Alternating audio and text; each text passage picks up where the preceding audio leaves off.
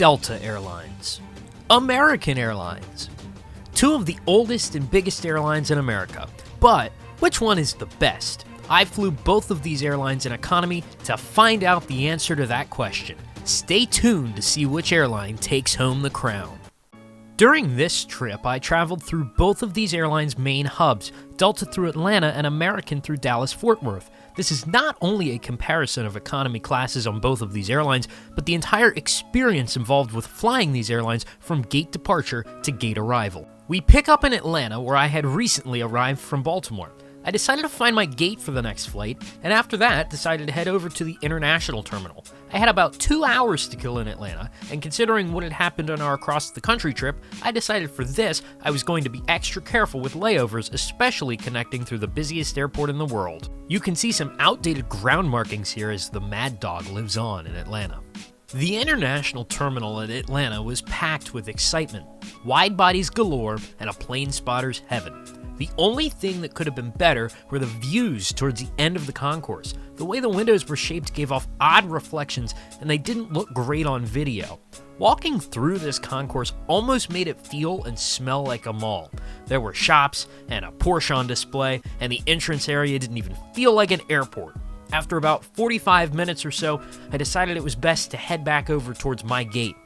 It was packed. My flight to Dallas was completely full. Our plane to Dallas will be here momentarily. I am going to slowly but surely make my way back over towards gate B11. Don't know why I thought I was in front of the wing on this plane, but I'm not. I'm behind. Good morning, everyone. If Still good, you though. do have a roller bag, please lay it like flat real with nice. seats in. I like the They do seats not better than have the station 7.5. on their side. If you do We'll compare it have to a American here in a little bit. I don't know if you can hear me. Flat for us to seat bins. Check to be sure it is closed. And feel free to close it if it is full. Thank you. Welcome aboard. It's a nice plane. Not as nice as the Neo, but the 321 is nice. Different in flight than the 7.5. We'll go through that in a little bit here. Yeah, should be a good flight. 2 hours, 10 minutes down to Dallas-Fort Worth. Posted placards and lighted information signs throughout the cabin. Smoking, vaping, the use of e-cigarettes. Before long, we were on our way to the runway. I never know what to expect out of taxiing around Atlanta, but thankfully this was a fairly short wait for takeoff with only 1 or 2 planes in front of us. This flight was operated on N308DN, a 7-year-old A321-200. Delta's A321ceos are configured with 2 less economy seats than their A321neos, which I had flown on previously. Both of variants come with 20 first-class seats, although the first-class seats themselves are different. Delta is fitting new style first-class seats into their A321neos, and they are also coming to select 737-800s. This A321ceo, however, had the basic domestic Delta first-class seats. The 321ceo that I was on had 29 Comfort Plus seats in a 3-3 configuration and 143 seats also arranged in a 3-3 configuration.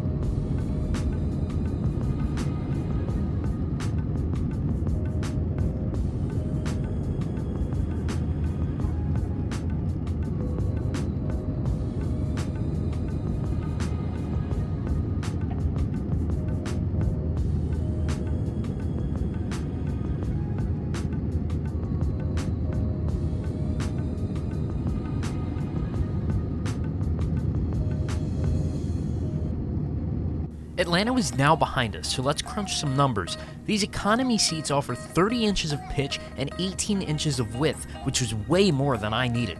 Also, included on every seat was a universal power outlet and a USB-A port, which really came in handy as I was trying to charge my iPad and phone at the same time.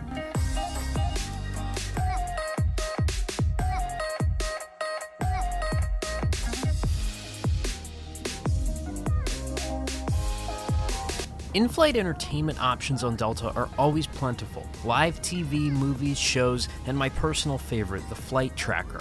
Also, free Wi-Fi was available to Delta SkyMiles members on this flight. This flight was filled with bumps and clouds, but that didn't stop the crew from coming through for an expedited service. Last time I was on Delta, I was less than thrilled with the crew. However, this flight was completely different. Friendly and bubbly was an understatement. My snack and beverage choice remained the same as it always is when I fly Delta, a Coke and Biscoff cookies. Something about that just makes me feel at home while in the air.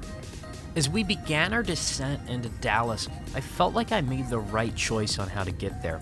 Ryan and I were texting throughout our flights, and he took American from Charlotte. He had to pay $18 for Wi-Fi on his flight, and American didn't even offer free messaging, something that even budget airlines like Southwest offer. It's something to keep in mind for tomorrow's return flight back to Baltimore.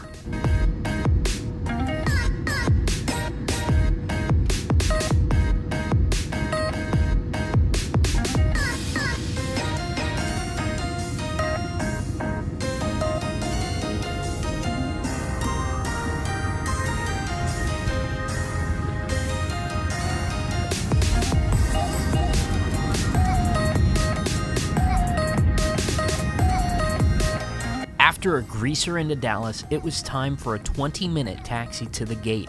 I say this not to dog on Delta, but to exemplify the sheer size of DFW. To date, this is the biggest airport I've ever been to. Also, another huge shout out to the pilot of this flight. I asked him for a trading card on the way out, and he invited me into the cockpit and offered to take my picture in the pilot seat holding up my card. If you want to see it, it's my profile picture here on YouTube, and feel free to check it out on my Twitter and Instagram. Links for both are in the description. Now, time to enjoy some Texas barbecue. One humongous meal later. The next day, after one Texas-sized meal, one Topgolf visit, and one anticlimactic hockey game, we found ourselves right back at DFW. I want to take some time to commend whoever designed this airport. It was one of the most seamless experiences I've ever had, from parking a car to getting through security. The setup is ingenious, and I'm not sure why we don't see it more in modern-day airports. Also, the Skyline train to get from terminal to terminal offers fantastic views of the ramps.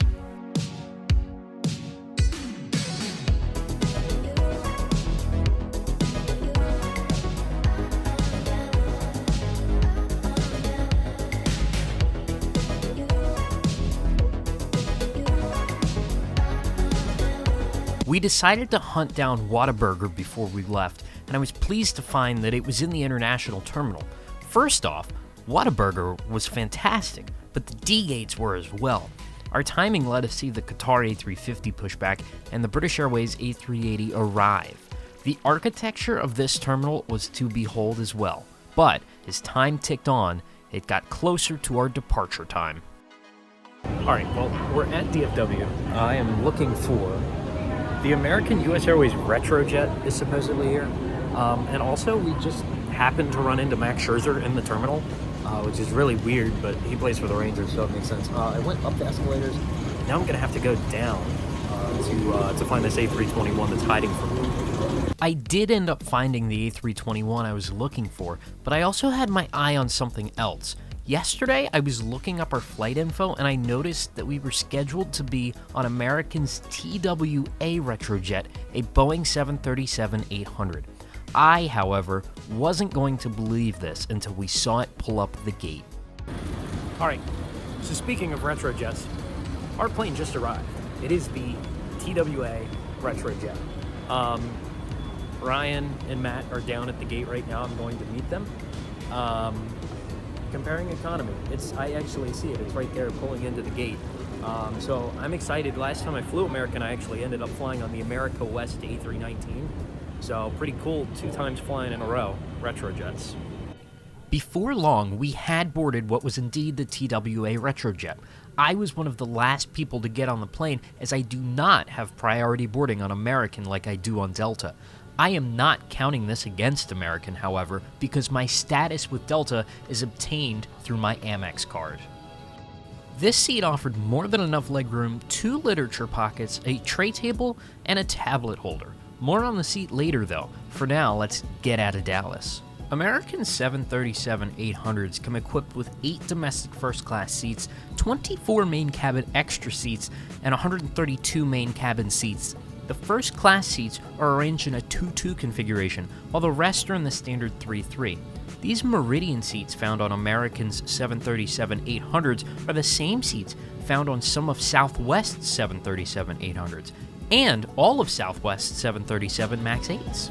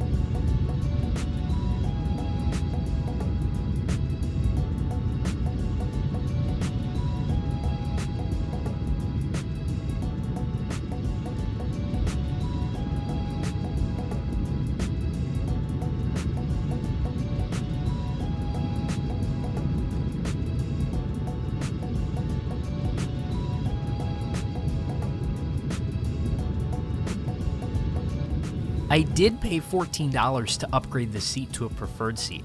It's actually $15 cheaper than it would have been to upgrade to a preferred seat on my last flight with Delta. However, that's still not big enough of a difference to combat the outlandish $18 price tag on the Wi-Fi for this flight. As we kept climbing, I pulled down the tray table to get some work done. What I found was less than ideal. A coffee or soda stain on the cup holder is what it is, but also there were a ton of crumbs left over from the last flight. It felt like my hand was combing through sand. I will say, however, I was pleased with the in-flight entertainment. Live TV is always a plus, but I do realize not everyone has an iPad like I do, so the experience is somewhat dependent on what devices you have. Also, a small touch I appreciate on American is they give you a whole can of soda instead of rationing it in cups like on Delta. Being able to use my iPad as seatback IFE was actually really cool. I had never done it before, and it was easier to manipulate and navigate than Delta's touchscreens. Also, my AirPods remain connected, so I didn't have to use cheap wired headphones and could continue to use my own. I'm well aware that this is an opinion, and many people prefer to be able to do work and watch something at the same time, but during this late night flight, it didn't bother me at all. So, who wins this economy comparison? I'll have to give Delta the edge. I spent $183 on this flight with American and purchased my Delta flight with 16,000 miles, which is about $160. The service and free Wi-Fi are also major pros in the Delta column, although I do admit if I am traveling with my iPad and I don't need to get anything important done, I might prefer to have a tablet holder instead of a seatback screen. All in all, flying is one of the most fun activities for me to do, and it's tough to compare experiences when I enjoy it so much. I had a good time, and that's what really matters.